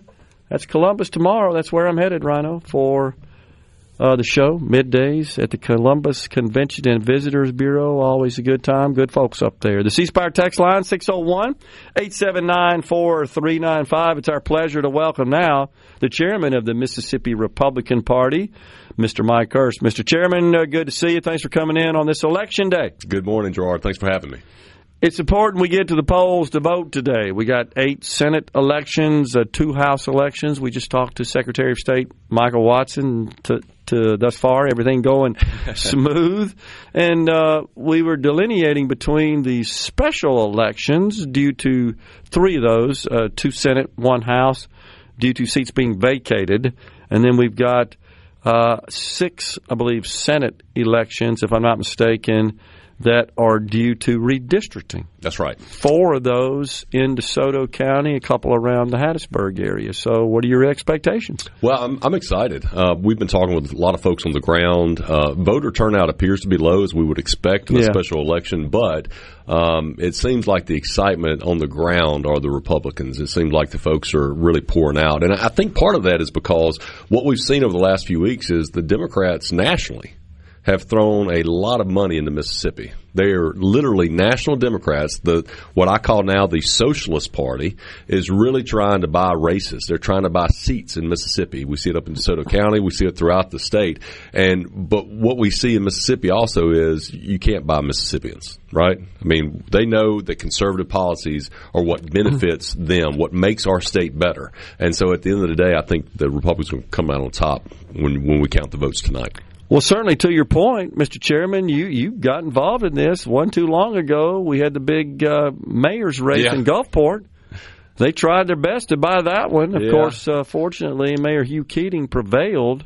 I think he's doing and will do a great job for the citizens of Gulfport, but they smelled blood in the water there, didn't they? Yeah, they did. And once we raised the issue, once we shined light on the issue, I think now they're trying to be smarter about how they go about stealing these elections. But you look at the campaign finance reports just over the last few days, and thousands upon thousands of dollars are pouring into our state from out-of-state interest that are trying to funnel these Democratic campaigns and trying to steal these races. And so Republicans are fired up and talking to the base out there. I know our office, the Mississippi Republican Party, we trained over 100 poll watchers in the last couple of weeks, and we've got over 100 in the field today as we're sitting here, make sure that our elections are secure and that everyone's vote counts. And so we're hearing some issues out in the field, but we also have attorneys out there on standby to make sure that the Democrats don't get away with their dirty tricks as usual. Well, and as you know, our laws are solid that protect the integrity of our elections, but as I was talking about earlier with respect to the way some of these government programs are defrauded, and you know this as a lawyer, when collusion is involved, right, it's really, really hard. It's hard to identify that and to take action on that. But when you've got folks on the ground observing, you can see if there's any shenanigans going on and prevent it, call attention to it. But that's the risk, is it not? Yeah. That you got some unscrupulous poll workers in certain precincts that don't follow the law. Right. And even more concerning is unscrupulous elected officials who may not. I didn't know we had any of those. I know, a shocker, right? Don't look at those Democratic sheriffs that were just arrested last week. Gosh, when you have those who have taken an oath to uphold the law, to uphold our state constitution, and then they use that power to get their friends or their family members or their fellow Democrats into power, into office. That's when it's wrong. And it's wrong. Let me be clear. It's wrong for both sides. It's wrong for anyone to do that. Amen. But what we see what I'm seeing on the ground, like we talked about in Gulfport, like we're talking about today, we're seeing instances of where elected officials are trying to stop people from just simply doing their statutory duty of poll watching. And so right now what we're monitoring around the state is to make sure that those who have been trained, who are certified, who have the credentials to be able to be inside the precinct and make sure the voting is occurring lawfully, those individuals, we're going to make sure that they're protected and make sure they stay there so our elections are secure. Amen. So I feel like we have a solid field of Republicans in these races. Yes. You feel good about Absolutely, that? Absolutely, I do. I do too. A lot of hard work has gone into these, not just from the individual candidates, but they put together great campaigns. And then even the statewide and the legislative leaders have come alongside them and make sure they had what they needed in order to get the job done. Do you feel, Mr. Chairman, that when you've got these special elections where you're filling vacated seats, you didn't have primaries, so it's the old jungle primary. Right. Everybody's on there. And I don't think they're delineated by party. That's correct. Right? So, because I looked at my ballot, I was curious about that.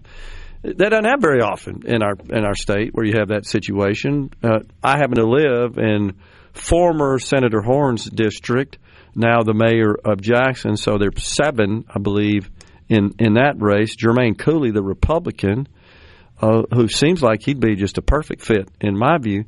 So do you think, I guess that's my question, that maybe without having the D or R next to it, that it's going to come down to even more of a popularity contest, and Jermaine, as a Republican, has a good shot to win this race? Yeah, it's always tough when we can't put our party identification beside the name, because most Mississippians identify as Republicans. Most of us, our values line up with conservatism. And so obviously it would be much better for the voters if they could simply see who is actually a Democrat and who's actually a Republican. And I think at the end of the day, even in those special elections that are quote-unquote nonpartisan, I think at the end of the day, people are going to be surprised with some of those final tallies of those votes. I do too.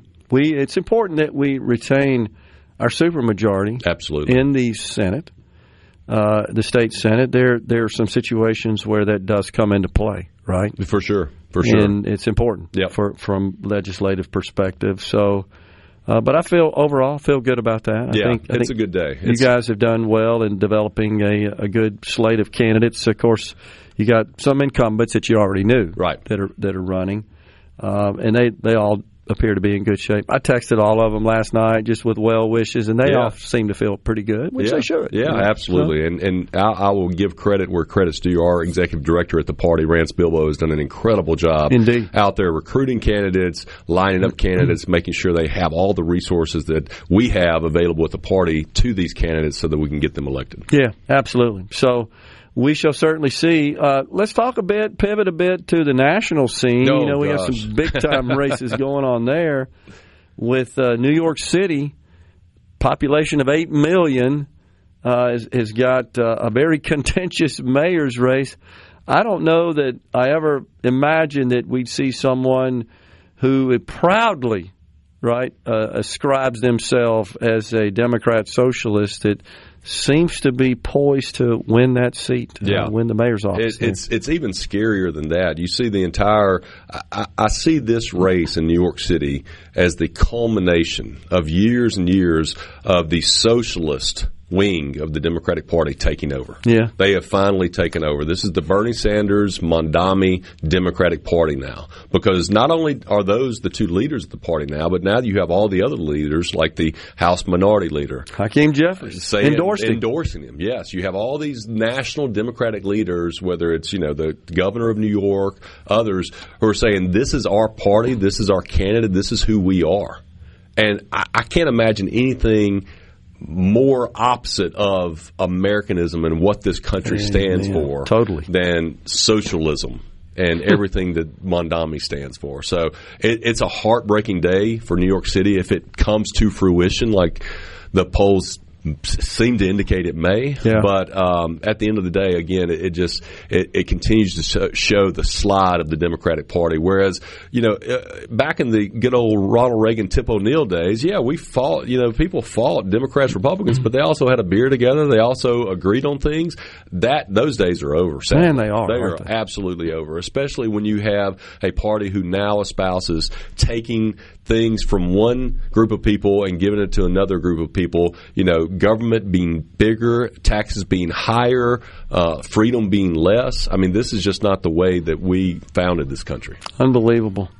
Well, we'll certainly wait and see what happens. You can hang around. Yeah, talk absolutely. To us. We got Mike Hurst. He's chairman of the GOP. Want to get to these two big races for governor in the states of Virginia and New Jersey, and then just also get your thoughts and any insight you have from the Republican Party on what I believe is going to be the start of problems for the Democrat Party should Zoran Mondami get elected in New York City. So we got Mike Hurst, Mississippi's Republican chairman, in the Element Wealth studio. We're coming right back.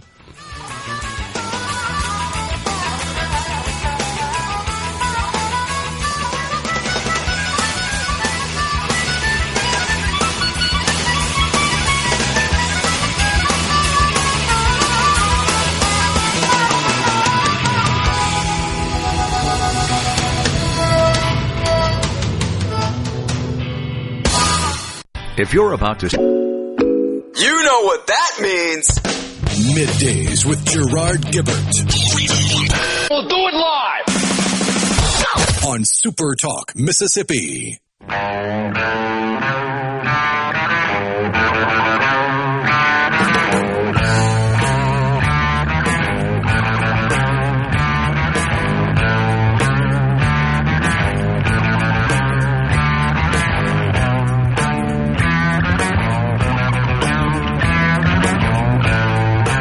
We are back in the Element Wealth studio. We've got Mississippi Republican Party Chairman Mike Hurst is our guest in the studio. So, all right, so we got these two big governor's races, one in Virginia, one in New Jersey. Honestly, I think they're too close to call at this point. But, again, I feel like we've got very solid Republican candidates that align with the Republican agenda and principles. Jack Ciattarelli, I think I said that right, is, of course, his third attempt at the governor's office in New Jersey. The president recently endorsed him, and I've seen him speak many times. He makes a lot of sense to me, but, of course, he's being opposed by and contending with Mikey Sherrill, and I went back, Mike, and just like listened to some various interviews with her. She never says like the same thing in agreement twice. It's just all over the place, depending on the interviewer and I think the audience. New Jersey's in play, though, for the Republicans. Absolutely. Yeah. What are your folks telling you? Well, what my folks are telling me is, the RNC chairman, Joe Gruters, and the co-chair, Casey Crosby, they've both been on the ground up in New Jersey for the last at least week, I know. Yeah. And they said the excitement, the enthusiasm for Jack is just top. I mean, it's over the top. It's absolutely over the top. So, we probably think of New Jersey as just this Democratic stronghold, a Democratic bastion, but it wasn't that long ago that Chris Christie was governor of New Jersey. But you're exactly right that the current Democratic candidate, right now, New Jersey has one of the highest property tax burdens in the nation. Yeah, they in New York, California vie for that spot. Illinois, 49 of 50 in overall tax competitiveness. You're talking about some of the highest taxes around the country. And when she was pressed, when the Democratic candidate was pressed on what she was going to do differently from the current Democratic governor, she said she wasn't going to do anything different. She's going to carry on what he's been doing. And when they pressed her on like lowering the tax burden on New Jersey citizens, she said, I am not going to commit to anything. How in the world? I mean, why would you vote for that? Yeah, right? How can you vote for that? I mean, I just can't comprehend the Democrats' message, their strategy of saying, we want higher taxes, we want to redistribute the wealth, and we don't want you to have as many freedoms that you're entitled to under our Constitution. Right. To me, that just, it seems almost anti-American. Yeah.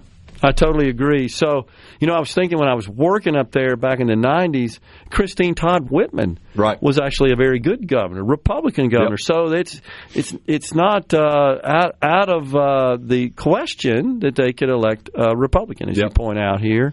And in Virginia, I mean, we have Winsome Sears, a military veteran, very strong pro-Second Amendment gun owner, very impressive, and just the crazy show that Virginia has become with not only the terrible Democratic gubernatorial candidate they have, but the even worse AG candidate they have for the Democrats who, threatened, not threatened, but has wished upon, death and violence to other political opponents. I mean, this is the type of stuff that, this is why we're where we're at. Yeah.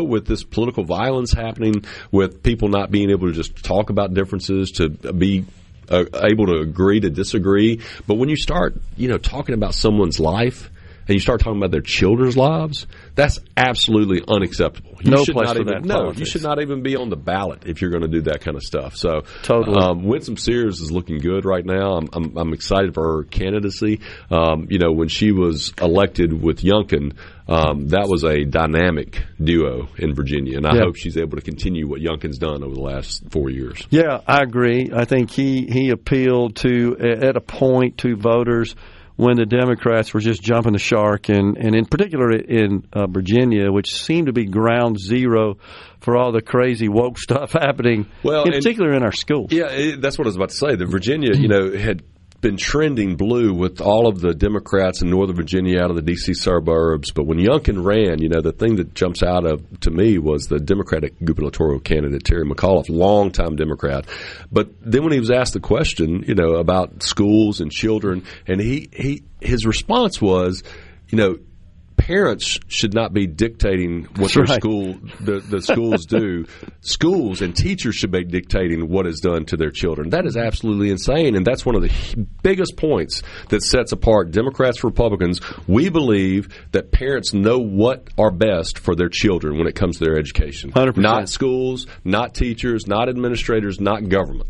Totally Period. right, yes. In fact, to that end, I sure would like to see us enact a Parents' Bill of Rights here in the state of Mississippi. Yep. We've stopped short of that somewhat. It seems like a no-brainer, doesn't it? Yeah. I mean, I can't imagine any parent disagreeing with their having the right for the decisions of the upbringing and the rearing of their children. Totally. And that to me, first and foremost, should be in education. Yeah, I completely agree. And that where you're entrusting the government, but you don't want the government doesn't become the parents of the child, and that's effectively what the Democrats want to do. Right, and think about this, Gerard. This is one of the few areas of our lives as free, red-blooded Americans that the government is mandating. The government is telling you as a parent, you have to send your child to a school, or you have to do homeschooling, or you have to do some other type of schooling. You have to get government approval that you have done these things so that your child can be educated. That's one of the few things the government mandates and requires,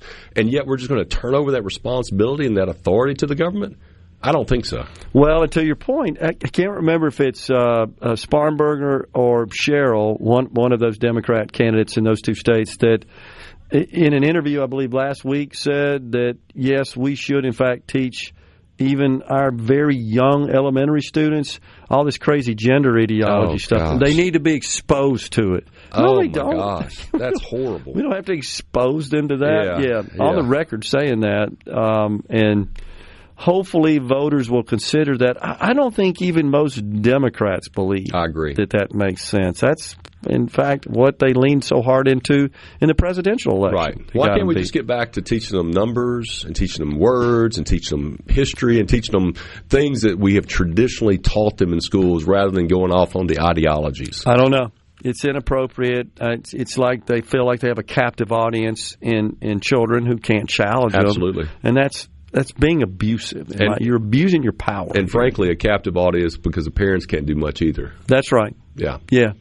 So hopefully the folks will come to their senses and know that would not be in their best interest, because I think that is wildly unpopular, that idea, and hopefully that won't happen. Now, I said before we went to the break in this segment that the Democrats' problems may just be starting based on what happens, right? So if Mondami gets elected in New York City, how are they going to deal with that? I think there's going to be a mass exodus of not only successful businessmen and women and other law-abiding citizens from New York City. I think you're going to have the mass exodus of the financial industry. I think it's going to be a hollowing out of our nation's largest city, and it's going to be a shell of its former self. I hate to see it. I hate to say that, but at the same time, these other states, led by Republican governors who have opened up their states, like ours, like Texas, like Florida, to more development, more opportunities, more of you keeping the money that you earn. Those are going to be safe havens for businesses and people who want to live free. Yeah. And I think we're going to benefit from this socialism that has really taken over the Democratic Party. So I wanted to share this with you. I'm not sure if you've seen this. There's a Democrat state rep in Illinois that's opening the door to tax Americans on their retirements, their 401k, and their pensions plan. They also want to tax your streaming services, Netflix, Hulu.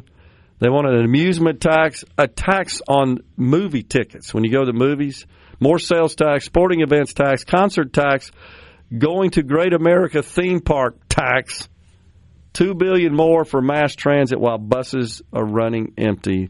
I got a video here where he talks about that, and that was reported. This is what the Democrats stand for. That's the I know this is Illinois, but this is what Democrats stand for. Yeah, and they've never seen a tax they didn't like. Exactly. I mean, Reagan used to say something: if it moves, tax it. So if it moves, tax it. If it does something, subsidize it. If it runs out of gas, subsidize it, or something like that. That beautifully sums up the Democratic philosophy, and it's all about right now, especially with the government being shut down. We just talked about it off the air. The Democrats voting for the 14th time. Yeah. For poor Americans not to have SNAP benefits, for those TSA workers and our law enforcement not being paid. I mean, I talked to some of my old colleagues in the U.S. Attorney's Office that have not been paid in a month. And they're continuing to do their job. They're continuing to protect the American people. But at the same time, Democrats have to just get back on board. I mean, they keep blaming this on us, but this is the Schumer shutdown. Before you go, I'll just make this point real quick. If those TSA people, law enforcement people you talked about aren't getting paid, if they were illegal, Schumer would be handing checks out to them. That's right. Mike Hurst, chairman of the Mississippi Republican Party, has been our guest. Always good to see you, Mr. Chairman. Thanks for coming in. We're coming right back, folks. Stay with us.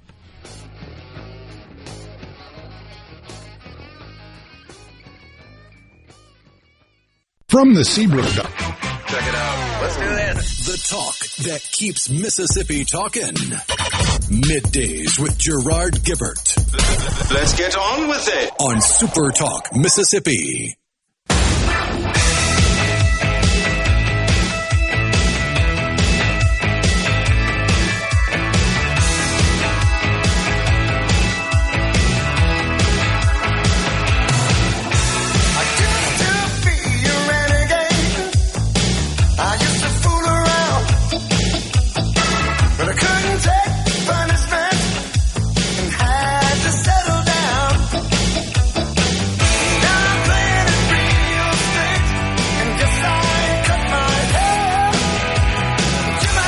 We're back with you in the Element Well studio. We appreciate, of course, Chairman Mike Hurst for joining us this morning and sharing with us his thoughts about the elections here in the state of Mississippi and those occurring across the state of New Jersey, Virginia, and also in New York City. Those are the big elections in focus. So, was talking about, when we had Mike on, the Democrat candidate in New Jersey, Mikey Sherrill, former member of the U.S. House, and Jack Ciattarelli, of course, the Republican candidate for the governor's office in New Jersey. Here's what she said.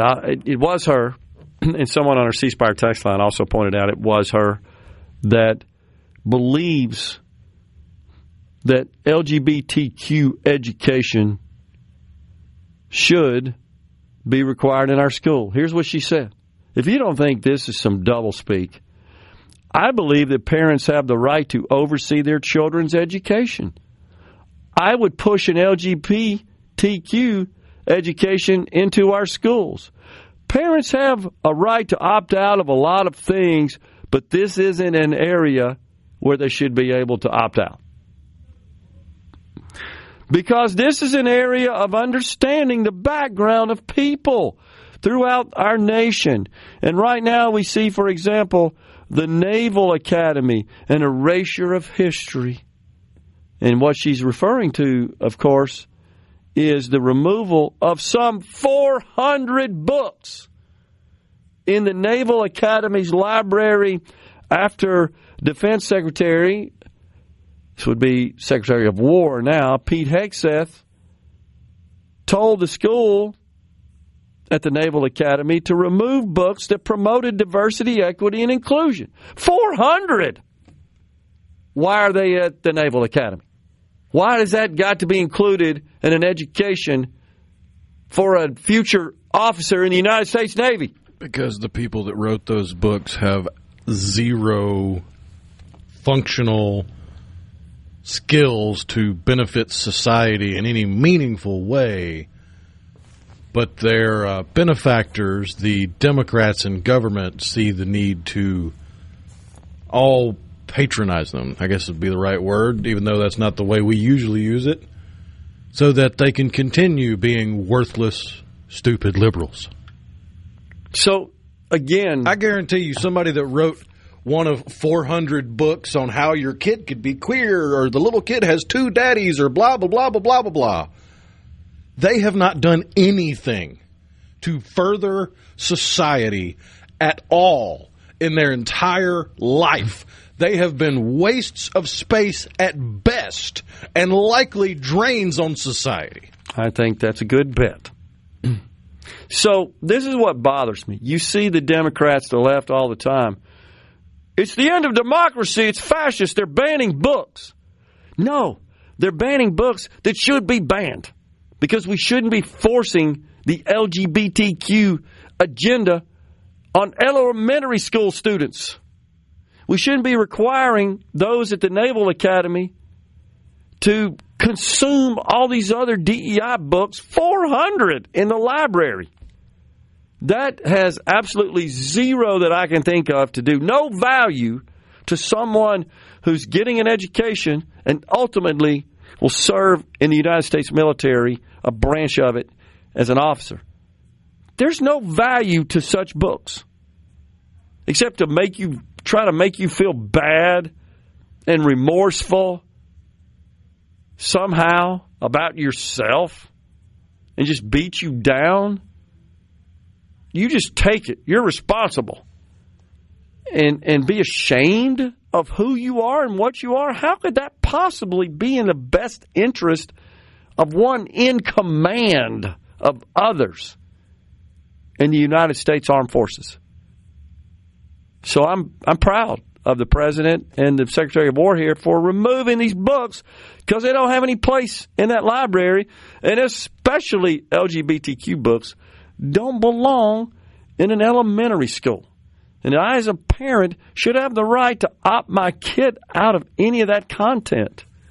But that's not what this candidate for governor in New Jersey believes. And I think that's consistent with the vast majority of the Democrats in this country. They're leaning. I call them worthless liberals. Gosh, they've just leaned so heavily into that. Kurt from Columbus says, I saw in the news where rumors were that Wall Street was shutting down and moved to Houston if the socialist candidate wins the mayor's position in New York. Yeah, I'm not sure it'll be quite that radical, but I do believe, Kirk, I got still friends up there that they're concerned of the implications and the consequences. I think they're going to wait it out and see exactly what it is this fool could get done that might be harmful to their industry. I mean, you already have major financial firms that have become quite popular as destinations for the big Wall Street firms, such as Goldman Sachs, 800,000 square foot building in the Dallas-Fort Worth area. I think they and J.P. Morgan now, if I'm not mistaken, have more employees in Texas than they do in New York at their headquarters. So, in New York City at least. So, yeah, they've created policies that are running. Because they can give those people raises by paying them less. That's absolutely true. Good point. Just a tax bite. As crazy as that sounds. That is crazy. They're literally putting less on their paycheck, but they're going home with more by not being in New York and being in Texas. Good point. You look at the gross pay, it's lower. You look at the net pay, it's higher. Literally, that's the case. Unbelievable. That is just crazy. Well, let's see what else we got. We cannot continue to send our children to Caesar, says Mose, for their education and be surprised when they come home as Romans. Yep, that's absolutely. Perfect time for Mondami to become the mayor of New York City, says Bubba in Starkville. The world will see the disaster of his policies and beliefs. Another nail in the coffin for the Democrat Socialist Party right before the midterms. I think there's a lot of hope that will be the case on the Republican side. In reality, though, the people that need to hear that they are stupid and need to be shamed out of society will completely ignore anything negative about him because they will say it's fake news or propaganda, not realizing that they've been brainwashed into being dumber than a bag of hammers to vote for this idiot. Yeah. And hopefully that will expose. But on the other hand, I still believe he's going to struggle to get most of what he wants to get done. What he can do that will have an impact is change policy around law enforcement. He does have a fair amount of purview on that as the mayor, and that would be disastrous, right? Man, it was. You remember Giuliani came in and honestly cleaned the place up. It was a disaster before he got elected, and he cleaned it up quite a bit. Yeah, Times Square went from being where you went to buy your naughty magazines and have a peep show into a tourist trap. Yeah. I mean, there's stores there, there's restaurants there, there's lots of people busking, and it's cleaner than it was before Giuliani. Yeah, true. So, let's see. What else? We had something else. Gary in the Berg is reporting from his voting experience in Hattiesburg. Just pulled into the area, and parking lot is busy. Anna Rush has done a good job, and we need her to win. Found the cards we've been getting in the mail on a regular basis from her to be very effective. Well done, and pray for the best. Thanks for that report, Gary. Anna Rush, of course, a candidate for state senate in that district. That is one that was affected by redistricting. She, of course, taking on the Democrat, former mayor and four-time loser for other offices, including another one for the mayor's office, Johnny Dupree. So Anna Rush, the Republican. That's what I hear as well, Gary, is that she's run a good campaign, and hopefully she will prevail before the end of the night. We'll learn about the outcome of that election, and hopefully it is a good one. Well, let's see. Yeah. So this is why we choose private school for our child on the C Spire text line, talking about the radical gender content and sexual orientation content, which has no place in public schools that some states are mandating. This is why we choose private school for our child on the C Spire text line. They are not perfect, but we have a better say and what goes on and a better understanding over a public than a public institution, not to mention far superior communication channels. But we need to implement those same policies, in my view, in the public schools. We'd all benefit from it. Final segment on Middays from the Element Well studio is next. The Delta Ag Middays with Gerard Gibert. Welcome to our shop on SuperTalk, Mississippi. Okay, now you have a good one.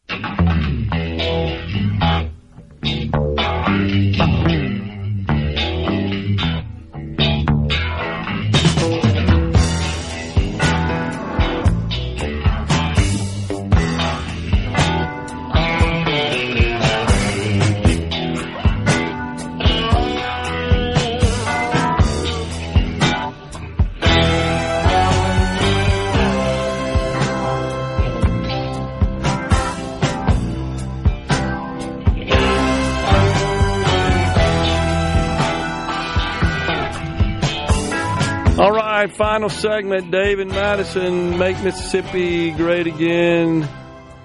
Go Tate. Yeah, just because Spanberger and Sherrill are not self-professed Democrat socialists, they are part of the problem in this country. Nobody who votes for Biden 96% of the time is a centrist. Yeah. I think that's probably a good point. That's why I say we need to bring shame back to society. Well, it already exists in society. It's never gone away on the right. That's why you have some people on the right that are afraid to do anything big and bold because they're worried about being shamed by the left for doing so. But we need the left to truly understand shame again, or they're just going to continue being worthless. I don't think they possess the ability to be shamed. It's just kind of what I'm thinking. Oh, they do. It just takes a majority of society pointing and laughing. Because the left is made up of a majority of women, and women love to go along to get along. Women are more worried about how the world looks at them than any other breakdown or demographic split in the world. It's true. So if you get the whole world, or society as a whole in the country, to laugh and point at the idiotic leftists, then the women will leave them and they will continue to go downhill. And maybe, just maybe, we'll have a sane country for once in my life. Yeah. Right now, because it dang sure ain't been looking good for the last, I don't know how long. Yeah, it used to be, we would have some degree of dissension of opinion on things like tax policy, and maybe that was, on the rates and the taxability of certain income streams and deductions and amounts and all that sort of stuff. But now it's that there's no, like the Chairman Hurst just said, there's no tax that they don't like. And there's no limit, and there's nothing reasonable about what they want to do. And this idea that, we got to go get more taxes out of this group of people so that we can fund these various benefits, well, that's horse hockey too. It comes back to the simplicity of shame. You literally cannot educate some of the people on the left out of their ignorance enough to understand the way the world works. I guess that's right. They're going to perpetually have blinders on, but they hate the sound of people laughing at them. Yeah, that's a good point. And maybe we're getting to that point where they'll start laughing. I don't know. But certainly we're going to learn a lot about the voters, certainly in New York, Virginia, and New Jersey. And I would caution both parties, just my opinion here, not to consider these three races a harbinger of the midterms. I'm not sure they are, honestly. I don't know that this is like a referendum, as they say, on the president and the party in power in Congress right now. Not sure I agree with that. You're saying New York and New Jersey aren't examples of the rest of the country as a whole? No, I think yes, exactly. I think New York in the situation there is a complete aberration. I think it's a lot of that's due to there's just terrible candidates, and it's been run by terrible people, right? And they've ended up with a tough situation, not so inviting situation. And they're just looking for change, and this guy's coming in there and promising to do all kinds of crazy stuff that they perceive as being in their best interest. That's different. New Jersey is just can go either way. It's very much purple in the governor's mansion, not so much the rest of the state out in the districts and in their legislature and so forth. But it just seems like that the governor's office has had a history of having some Republicans there. I just named a couple. Of course, we had Chris Christie, and Christine Todd Whitman was one of the best governors ever. 94 to 2002 or something, I think she was in office, or 2000, something like that. Really, really good. And then Virginia, I mean, that was an anomaly, honestly, when Youngkin won. He just came along at the right time, and I think he tapped into a lot of disgust among the electorate, including Democrats, and it all revolved around the schools and the crazy crap going in the schools. McAuliffe, you also remember, he made the dumb comment about making the baby comfortable just for a little while after a botched abortion. You know how insane that was. I think that even was considered objectionable to many Democrats, although they allow, I just looked it up, abortion up through 27 weeks. That's just crazy, AKA right there. Barbarism. Yes, exactly what it is. So, yes, I happen to think that they're not representative of the rest of the country. We're out of here today. The house band's playing tonight for the Home Builders Association of Mississippi. Back with you tomorrow in Columbus. Go vote. Stay safe, and God bless.